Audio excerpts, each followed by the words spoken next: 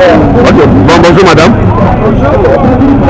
Aujourd'hui, à Cancel et à Niel, dites-nous, résumez-nous un peu votre programme de société.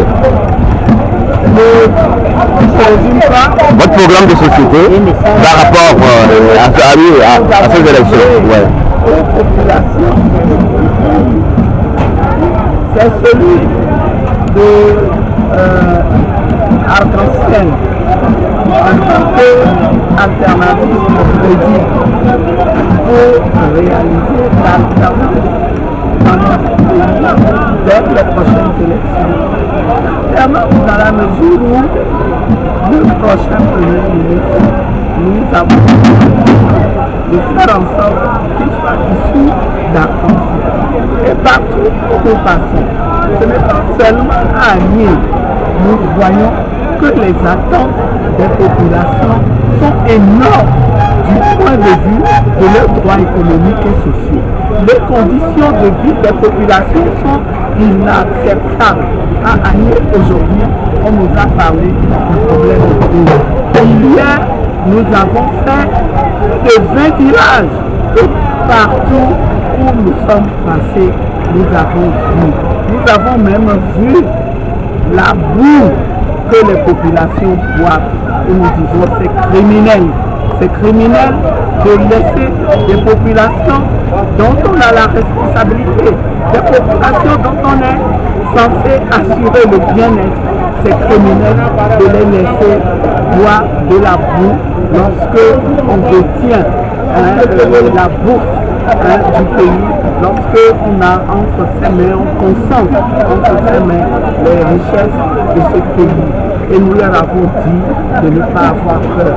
L'Arc-en-Ciel connaissait déjà un peu ces réalités, mais vous savez, on ne s'y habitue jamais.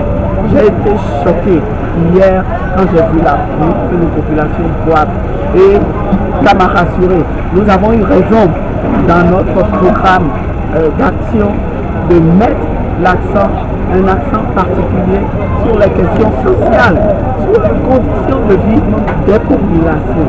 Et ces questions sociales constitueront pour nous une priorité, en même temps que les réformes que nous devons opérer, en même temps que la mise en place de conditions pour assurer le véritable décollage de notre pays. Quelles sont les réformes que vous allez proposer? Eh bien, écoutez, dans tous les cas, les réformes politiques constitueront une grande partie. Vous n'êtes pas savoir que nous sommes dans une période, je dirais, un peu de transition, où nous avons besoin d'opérer une mutation vers une société véritablement démocratique. C'est ce que nous demandons. Nous avons besoin de réformer notre constitution. Nous avons besoin de réformer les institutions de la République. Nous avons besoin de créer les conditions pour que les citoyens congolais se sentent vraiment en démocratie, qu'ils se sentent des citoyens responsables. En dehors de cela, nous mettrons, comme je l'ai dit, l'accent de toute urgence sur les questions sociales qui abondent. Mais les populations d'Aniel m'ont parlé en particulier du problème d'eau. Elles m'ont dit comment elles ont l'impression d'avoir affaire à un régime qui bluffe, qui donne l'impression aux populations qu'il s'occupe de leurs besoins, mais qui en réalité ne fait rien. Donc, nous ferons en sorte que les populations d'Aniel aient véritablement accès à l'eau comme elles s'y attendent. Nous ferons en sorte pour que, je parle d'Aniel, mais Aniel et Ogun sont liés. Est-ce que vous trouvez normal qu'un marché aussi important que celui de Blata, depuis 2010, qu'on ait cassé ce marché pour le reconstruire, juste pour obtenir le vote des populations, et que ce marché soit aujourd'hui dans un état inachevé, de sorte que on aura peut-être même besoin de le raser encore une fois pour reconstruire une chose. Vous vous rendez compte qu'il y a des centaines de Togolais qui passent tous les jours par là et qui risquent un accident, qui prennent des risques graves pour leur vie. Nous disons que tout ça doit cesser. Ce régime doit cesser de bluffer avec les populations. Ce marché est là depuis 3 ans. On n'arrive pas à le construire. Dans le même temps,